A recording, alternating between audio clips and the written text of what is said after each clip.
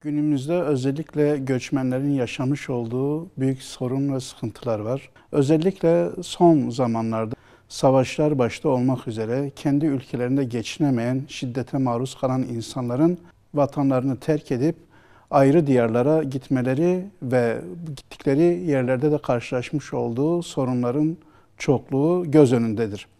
Bizler de Umut Kervanı olarak şu an zor durumda olan kişilere karşı kışın zorlu şartları içerisinde onlara yardım edebilmenin, el uzatabilmenin gayreti içerisindeyiz. Hemen yanı başımızda özellikle geçen yıllarda yaşamış olduğumuz İdlib kırsalındaki o çadır kentlerde kalan ve o çamur bataklığı içerisinde o karın altında can veren insanlarımız vardı. Diğer tarafta Budistlerin saldırısından kaçıp Bangladeş'e sığınan oradaki kamplarda şu an yaşam mücadelesi veren insanlarla doludur. Burada özellikle çocuklar ve yaşlılar daha zor durumda kalarak kendi hayatlarını idame ettirme noktasında büyük sorun ve sıkıntılarla karşılaşıyorlar.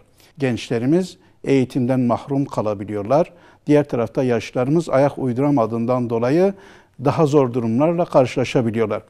Bu zorlu kış aylarında göçmenlere ensar olup onlara el uzatabilmenin gayreti içerisinde olup onların başta barınma ihtiyaçları, ısınma, gıda ve eğitim ihtiyaçlarını karşılama noktasında Umut Kervanı olarak üzerimize düşeni yapmanın gayreti içerisinde olacağız.